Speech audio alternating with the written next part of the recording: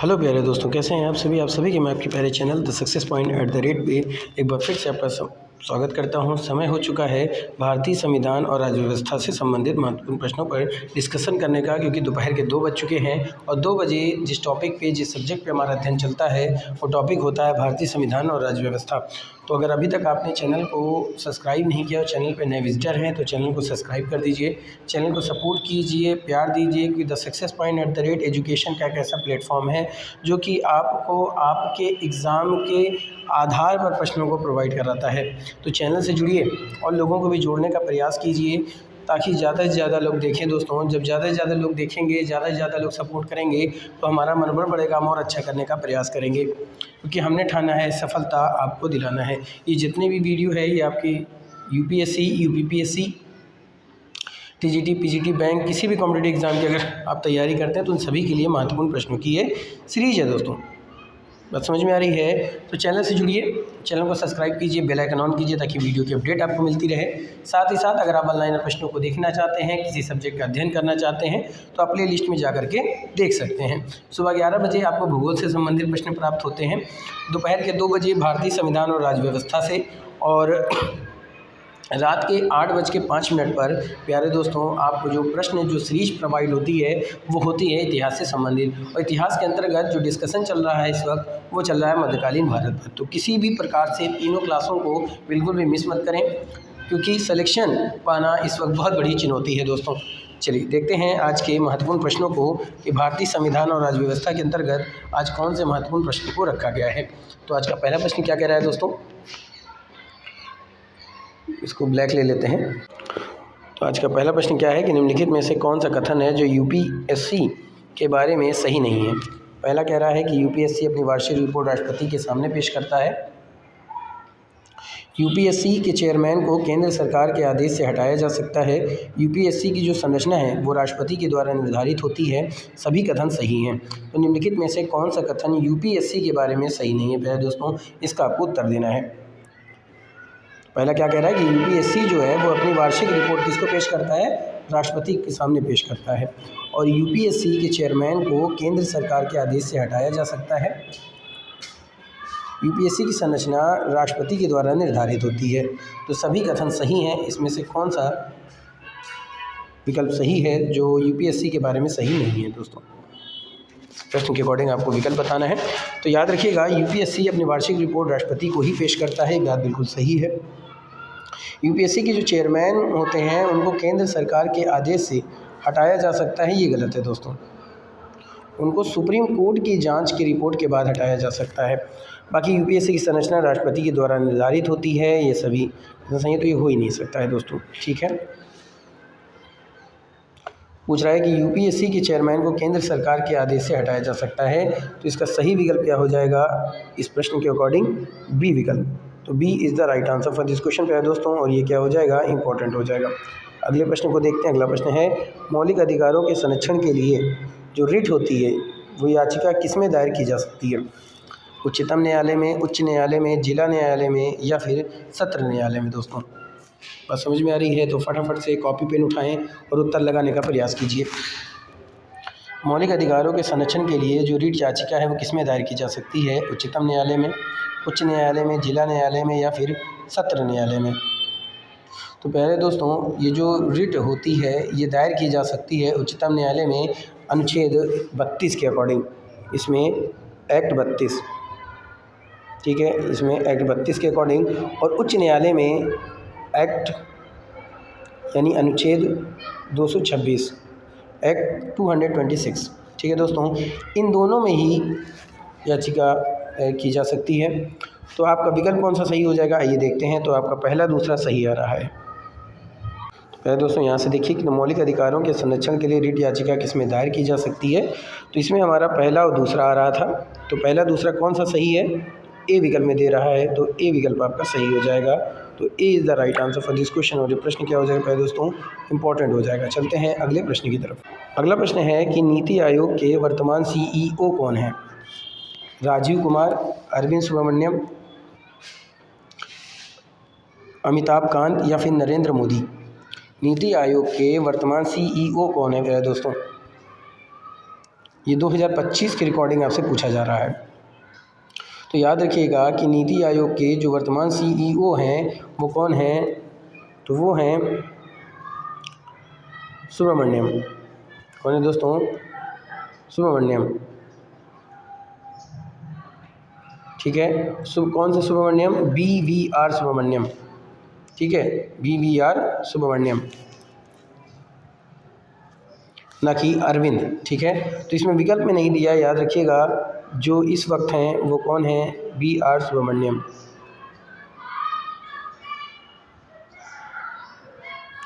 सुब्रमण्यम, ठीक है दोस्तों, सुब्रमण्यम। और इस वक्त जो पूछ रहा है प्रश्न में, नीति आयोग के वर्तमान CEO, जिस वक्त ये प्रश्न पूछा गया था उस समय अमिताभ कांत थे दोस्तों। कौन थे? अमिताभ कांत। याद रखिएगा। आज के अकॉर्डिंग अगर हम बात करें तो BVR सुब्रमण्यम है, और जिस वक्त ये प्रश्न पूछा गया था उस समय कौन थे? अमिताभ कांत। तो आपका C विकल्प क्या हो जाएगा? सही हो जाएगा। और ये क्या हो जाएगा दोस्तों? इम्पोर्टेंट हो जाएगा, याद रखिएगा। अगला प्रश्न है, नीति आयोग के बारे में निम्नलिखित में से कौन सा कथन सही है? पहला कह रहा है कि नीति आयोग का गठन 25 जनवरी 2016 को किया गया था। नीति आयोग वाणिज्य और उद्योग मंत्रालय के अंतर्गत आता है। नीति आयोग का पूर्व रूप national institute for transforming India है। चौथा कह रहा है कि नीति आयोग भारत सरकार का एक पॉलिसी थिंक टैंक है। इसमें से कौन सा सही है? आपको इसका उत्तर देना है दोस्तों। तो आइए हम बात कर लेते हैं। तो अगर हम बात करें, नीति आयोग का गठन 25 जनवरी 2016 को किया गया था। तो जी हाँ दोस्तों,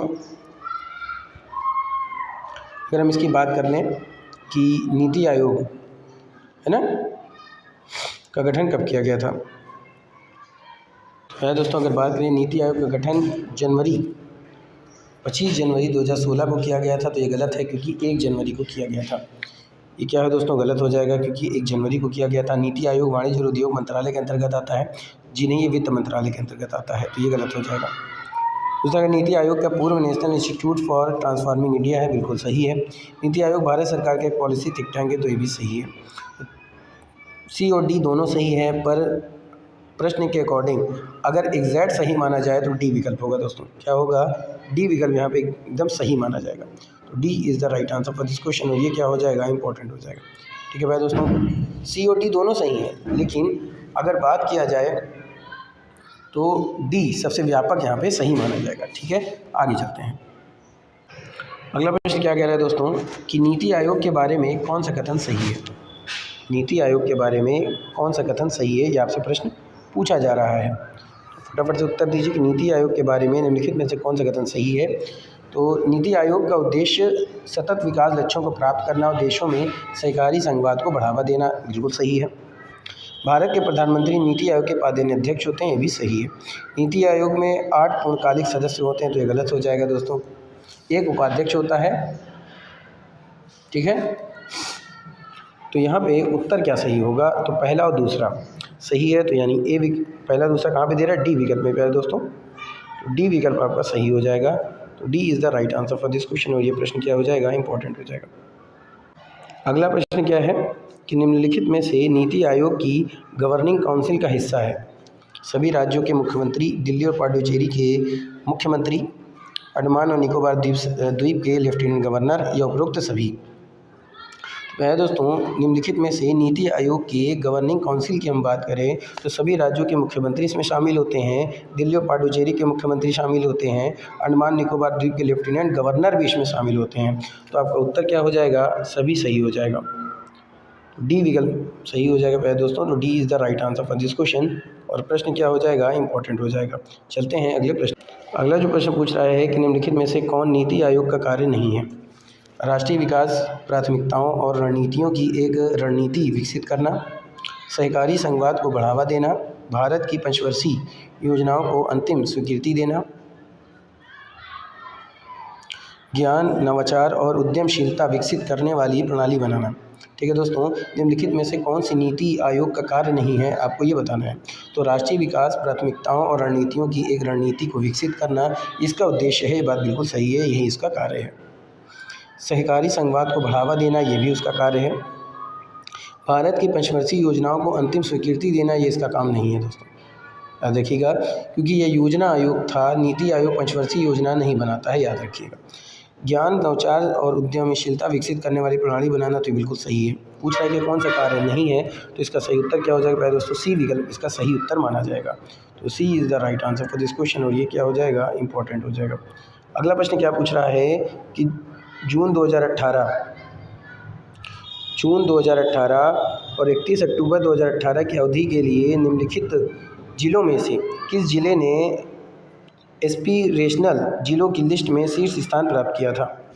बहुत ही लाजवाब प्रश्न है। ऐसे ही प्रश्न आपके यूपीएससी, यूपीपीएससी में पूछे जाते हैं दोस्तों, तो बिल्कुल भी मिस मत करें, वीडियो को शुरुआत से अंत तक देखें। तो जून 2018 से 31 अक्टूबर 2018 की अवधि की एस्पिरेशनल डिस्ट्रिक्ट की जो रैंकिंग में शीर्ष स्थान प्राप्त किया था वो कौन सा जिला था?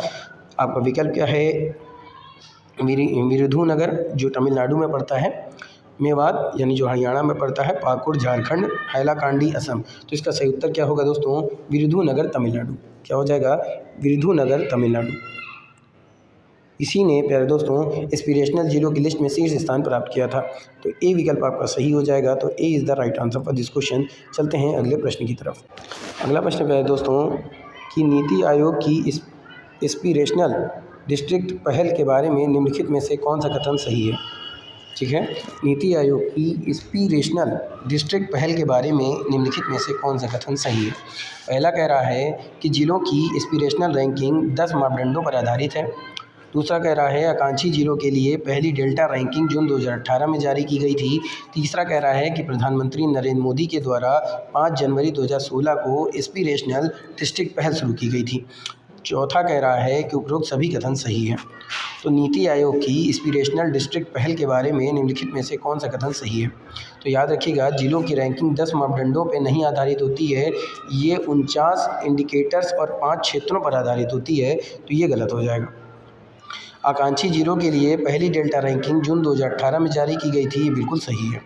प्रधानमंत्री नरेंद्र मोदी के द्वारा 5 जनवरी 2016 को एस्पिरेशनल डिस्ट्रिक्ट पहल शुरू की गई थी, तो ये गलत है दोस्तों। कब शुरू की गई थी? तो ये 18 में शुरू की गई थी, 2018 में शुरू की गई थी, याद रखिएगा। तो सभी, तो ये भी गलत हो जाएगा। तो पूछ रहा है कि कौन सा कथन सही है? तो प्यारे दोस्तों बी विकल्प सही है कि आकांक्षी जिलों के लिए पहली डेल्टा रैंकिंग जून 2018 में जारी की गई थी। अगला प्रश्न क्या है कि नीति आयोग के बारे में निम्नलिखित में से क्या सही ढंग से मेल नहीं खाता है? यानी कौन सा विकल्प है जो सही ढंग से मेल नहीं खाता? पहला कह रहा है नीति आयोग प्रधान कार्यालय दिल्ली में है, नरेंद्र मोदी इसके अध्यक्ष होते हैं, पेरेंट एजेंसी भारत सरकार है, नीति आयोग को प्रतिस्थापित किया गया है राष्ट्रीय विकास परिषद के द्वारा। इसमें कौन सा सही है दोस्तों? बात समझ में आ रही है कि नीति आयोग के बारे में निम्नलिखित में से क्या सही ढंग से मेल नहीं खाता है? नीति आयोग प्रधान कार्यालय दिल्ली में है, नरेंद्र मोदी इसके अध्यक्ष हैं, पेरेंट्स एजेंसी भारत सरकार है, नीति आयोग को प्रतिस्थापित किया गया है राष्ट्रीय विकास परिषद के द्वारा। तो याद रखिएगा दोस्तों, इनका सही उत्तर क्या होगा, आइए देखते हैं। तो नीति आयोग प्रधान कार्यालय दिल्ली में है, बिल्कुल सही है। नरेंद्र मोदी इसके अध्यक्ष हैं, ये भी बात सही है दोस्तों। पेरेंट्स एजेंसी भारत सरकार है, पर नीति आयोग को प्रतिस्थापित राष्ट्रीय विकास परिषद के द्वारा नहीं किया गया है, याद रखिएगा। नीति आयोग को प्रतिस्थापित नहीं किया गया है राष्ट्रीय विकास परिषद के द्वारा, ठीक है। नीति आयोग योजना आयोग को प्रतिस्थापित किया था, ना कि एनडीसी को। तो यहाँ पे डी विकल्प आपका सही माना जाएगा इस प्रश्न के अकॉर्डिंग। तो D is the right answer for this question. और ये क्या हो जाएगा पहले दोस्तों? इंपॉर्टेंट हो जाएगा। चलते हैं अगले प्रश्न की तरफ। तो आपने प्रश्न क्या देखा पहले दोस्तों? नीति आयोग के बारे में निम्नलिखित में से सही ढंग से कौन मेल नहीं खाता है? ये दिल्ली में है, अध्यक्ष नरेंद्र मोदी हैं, पेरेंट एजेंसी भारत सरकार है, और नीति आयोग को प्रतिस्थापित किया गया राष्ट्रीय विकास परिषद के द्वारा। तो ये गलत हो जाएगा। यही पूछ रहा है कि कौन सही ढंग से मेल नहीं खाता, तो विकल्प क्या हो जाएगा? डी विकल्प। ये दोस्तों क्या सही हो जाएगा? डी विकल्प। D is the right answer for this question. और ये क्या हो जाएगा? इंपॉर्टेंट हो जाएगा। अगला प्रश्न है केंद्रीय अन्वेषण ब्यूरो की स्थापना कब की गई थी? केंद्रीय अन्वेषण ब्यूरो की स्थापना कब की गई थी? 1982 में, 1963 में, 1956 में, या फिर 1971 में? तो प्यारे दोस्तों, केंद्रीय अन्वेषण ब्यूरो की हम बात करें तो इसकी स्थापना 1963 में की गई थी। कब की गई थी? इसकी स्थापना 1963 में की गई थी प्यारे दोस्तों। तो बी विकल्प सही हो जाएगा। तो B is the right answer for this question. और ये क्या हो जाएगा? इंपॉर्टेंट हो जाएगा। आगे चलते हैं। अगला प्रश्न क्या कह रहा है कि केंद्रीय अन्वेषण ब्यूरो की स्थापना किस समिति की सिफारिश के आधार पर की गई थी? प्यारे दोस्तों, इस तरह के प्रश्न हम लोगों ने पहले भी अध्ययन कर रखा है। तो सीबीआई की जो स्थापना है वो भ्रष्टाचार विरोधी सुधारों की सिफारिशों के आधार पर की गई थी और यह संथानम समिति की सिफारिश पर स्थापित की गई थी। और ये जो समिति थी, इन्होंने सिफारिश कब की थी? तो 62 में की थी। तो संथानम समिति। तो आपका ए विकल्प सही हो जाएगा। तो A is the right answer for this question. ठीक है प्यारे दोस्तों, अगला प्रश्न है, निम्न में से कौन सा कथन केंद्रीय अन्वेषण ब्यूरो के बारे में सही नहीं है? पहला कह रहा है कि सीबीआई को शक्ति दिल्ली विशेष पुलिस अधिष्ठान अधिनियम 1964 से मिलती है। ये बात बिल्कुल सही है। यह एक संवैधानिक संस्था है। तो ये गलत हो जाएगा दोस्तों, क्योंकि ये एक संवैधानिक संस्था नहीं है, ये एक वैधानिक संस्था है। यह केंद्रीय सतर्कता आयोग की सहायता करती है। बिल्कुल सही है। इसका मिशन जो है संविधान तथा देश के कानून की रक्षा करना, ये भी सही है। तो पूछ रहा है कि केंद्रीय अन्वेषण ब्यूरो के बारे में कौन सा सही नहीं है? तो इसका उत्तर क्या हो जाएगा पहले दोस्तों? बी विकल्प, क्योंकि यह एक संवैधानिक संस्था है। ये दिया हुआ है तो ये गलत हो जाएगा, क्योंकि ये एक वैधानिक संस्था है।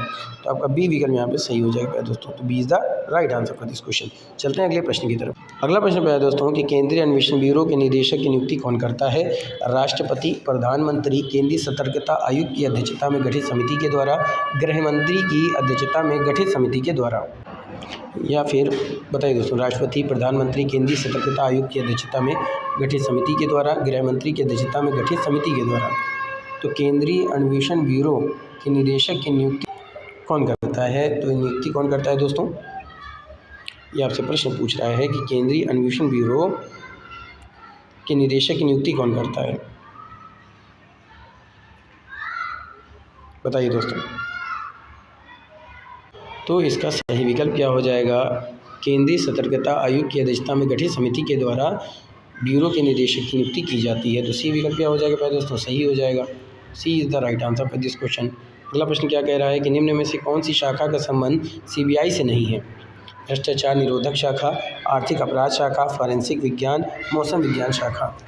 तो निम्न में से किस शाखा का संबंध सीबीआई से नहीं है दोस्तों? तो याद रखिएगा, भ्रष्टाचार से है, ठीक है, आर्थिक अपराध से भी है, फॉरेंसिक विज्ञान से भी है, पर मौसम विज्ञान से नहीं है दोस्तों। इसका संबंध मौसम विज्ञान से नहीं है। तो डी विकल्प यहाँ पे सही हो जाएगा। तो D is the right answer for this question. और प्रश्न क्या हो जाएगा दोस्तों? इंपॉर्टेंट हो जाएगा। अगले प्रश्न को देखते हैं। फिलहाल आपने प्रश्न का उत्तर क्या देखा कि निम्न में से कौन सी शाखा का संबंध सीबीआई से नहीं है? तो किसका संबंध नहीं है पहले दोस्तों? तो देखिए, फॉरेंसिक विज्ञान, आर्थिक अपराध शाखा, भ्रष्टाचार निरोधक शाखा, इन तीनों का संबंध है सीबीआई से, पर मौसम विज्ञान का नहीं है दोस्तों। ये मौसम विज्ञान मौसम से संबंधित है। तो डी विकल्प सही हो जाएगा। तो D is the right answer for this question. अगला प्रश्न क्या है? निम्न में से किस मामले की जांच का केंद्रीय अन्वेषण ब्यूरो के अंतर्गत आता है? सीमा शुल्क कानून का उल्लंघन, तस्करी, दुराचार, उपरोक्त सभी। बहुत ही लाजवाब प्रश्न है दोस्तों। किस मामले की जांच का केंद्रीय अन्वेषण ब्यूरो के अंतर्गत आता है? तो इसका उत्तर क्या हो जाएगा दोस्तों?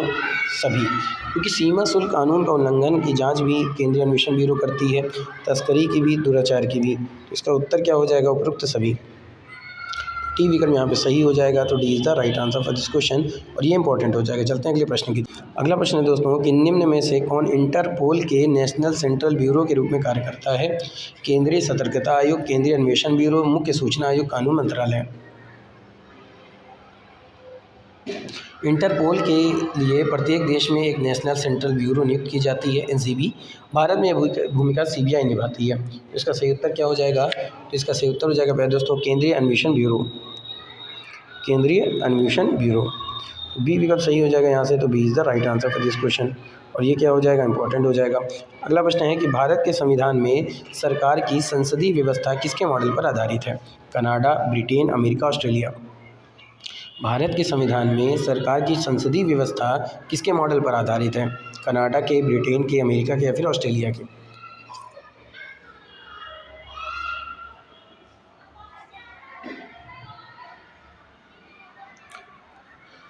तो भारत के संविधान में सरकार की संसदीय व्यवस्था जिसके मॉडल पर आधारित है, तो ब्रिटेन के मॉडल पर आधारित है दोस्तों। किसके मॉडल पर आधारित है? तो ब्रिटेन के मॉडल पर आधारित है। तो आपका बी विकल्प क्या हो जाएगा, सही हो जाएगा। तो B is the right answer for this question, और ये इंपॉर्टेंट होगा। अगले प्रश्न को देखते हैं।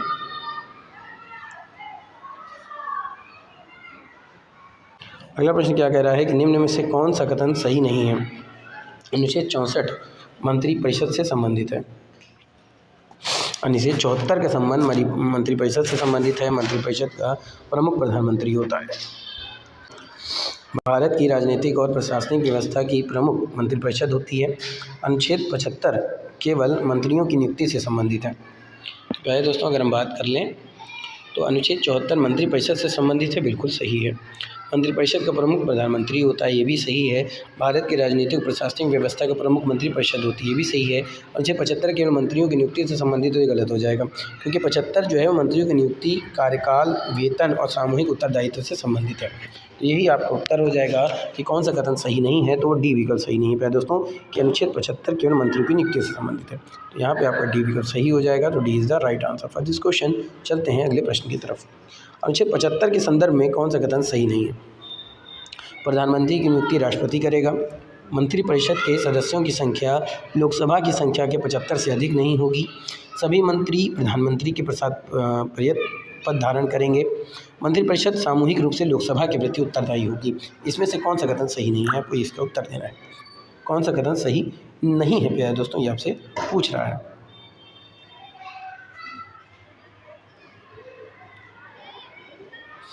कौन सा कथन सही नहीं है।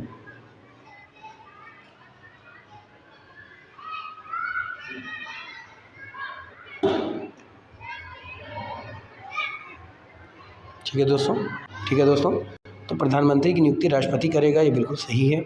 सभी मंत्री मंत्रिपरिषद के प्रसाद पर्यंत पद धारण करेंगे, ये भी सही है। मंत्रिपरिषद सामूहिक रूप से लोकसभा के प्रति उत्तरदायी, तो ये सही है। और बी विकल्प आपका गलत हो जाएगा दोस्तों, इस प्रश्न के अकॉर्डिंग गलत पूछ रहा है, तो बी विकल्प सही हो जाएगा।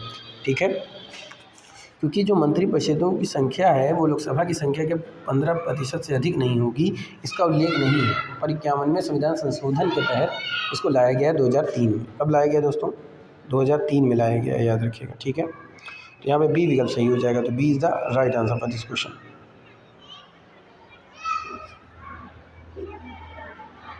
अगला प्रश्न क्या पूछ रहा है कि एक व्यक्ति के मंत्री बनने के 6 महीने के बाद किसी भी सदन का सदस्य होना जरूरी होता है, लेकिन उसको सदन का सदस्य किस तरीके से बनाया जाना चाहिए। चुनाव द्वारा, नामांकन के द्वारा, या तो चुनाव या नामांकन के द्वारा, उपरोक्त में से कोई नहीं। तो ऐसे व्यक्ति बनने के एक व्यक्ति के मंत्री बनने के बाद 6 महीने के बाद किसी भी सदन का सदस्य होना ज़रूरी होता है, लेकिन उसको सदन का सदस्य किस तरीके से बनाया जा सकता है, तो या तो चुनाव द्वारा या तो नामांकन के द्वारा, दोनों तरीके से बनाया जा सकता है। सी विकल्प सही हो जाएगा। तो C is the right answer for this question. दोनों में से कोई एक मेथड के द्वारा उसको सदस्य बनाया जा सकता है। आगे देखते हैं। अगला प्रश्न है दोस्तों कि भारत सरकार के मंत्रियों के वेतन और भत्ते किसके द्वारा निर्धारित किए जाते हैं। प्रधानमंत्री, राष्ट्रपति, मंत्रिपरिषद, संसद। भारत सरकार के मंत्रियों के वेतन और भत्ते किसके द्वारा किए जाते हैं, तो ये हो जाएगा प्यारे दोस्तों संसद के द्वारा। किसके द्वारा, संसद के द्वारा निर्धारित किए जाते हैं। तो डी विकल्प आपका सही हो जाएगा। तो D is the right answer for this question, और ये इंपॉर्टेंट हो जाएगा प्यारे दोस्तों। अगला प्रश्न क्या है कि किसने कहा था कि कैबिनेट वह धुरी है जिसके चारों ओर पूरी राजनीतिक मशीनरी घूमती है। ठीक है दोस्तों, किसने कहा था कि कैबिनेट वह धुरी है जिसके चारों ओर पूरी राजनीतिक धुरी घूमती है, पूरी राजनीतिक मशीनरी क्या करती है, घूमती है। विकल्प क्या है, sir John Marriott, doctor Ambedkar, Churchill, Jawaharlal Nehru. किसने कहा था कि कैबिनेट वह धुरी है जिसके चारों ओर पूरी राजनीतिक मशीनरी घूमती है, तो इसका सही उत्तर हो जाएगा दोस्तों सर जॉन मेरियट। किसने कहा था, सर जॉन मेरियट ने कहा था। तो आपका ए विकल्प यहाँ पे सही हो जाएगा। तो A is the right answer for this question, और ये इंपॉर्टेंट हो जाएगा। चलते हैं अगले महत्वपूर्ण प्रश्न। अगला जो प्रश्न हम लोग से पूछ रहा है वो कह रहा है निम्न में से कौन सा सुमेलित नहीं है। पहला कह रहा है कि अनुच्छेद 64 का संबंध उपराष्ट्रपति राज्य परिषद के पदेन अध्यक्ष होंगे। अनुच्छेद 65 में बात कही गई है कि उपराष्ट्रपति का चुनाव होगा। अनुच्छेद 69 में ये बात कही गई है कि उपराष्ट्रपति द्वारा शपथ ग्रहण, यानी कि उपराष्ट्रपति के शपथ से संबंधित बात कही गई है। और अनुच्छेद 61 में उपराष्ट्रपति के कार्यकाल की बात की गई है।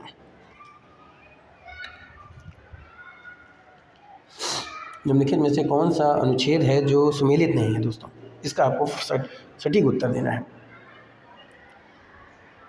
फटाफट